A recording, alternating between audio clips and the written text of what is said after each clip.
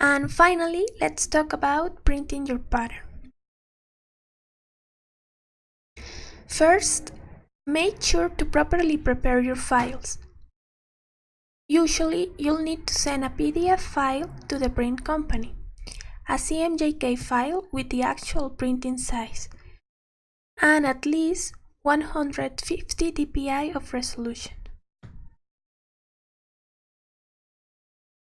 Before printing anything big, make a tiny print test first, so you can actually see the quality of the print in place. You need to check if the colors look okay on fabric and if the size of your pattern is correct. Nowadays, you can print pretty much on every kind of surface, but be careful. Choose quality materials.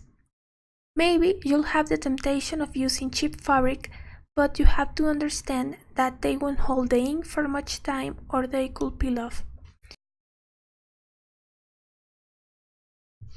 Another piece of advice I can give you is to buy some extra fabric, at least 30 centimeters more. The printer will need an edge to hold in the material, 15 centimeters at the beginning and 50 at the end. Also, sometimes the printer could mess up, stain, or 100 other things can go wrong.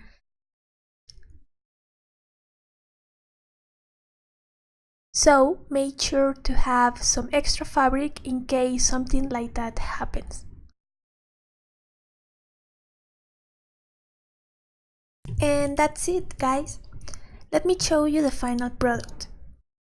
I designed this bag and created a limited edition for every pattern.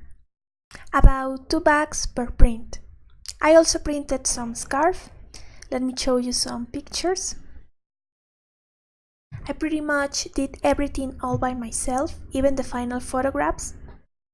It was quite a ride, a really overwhelming process, but at the end, when I finally got everything done, was pretty rewarding.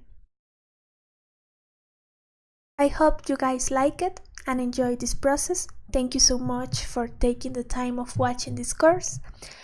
And don't forget to upload your sketches and concepts on TootPad so I can see them. Bye!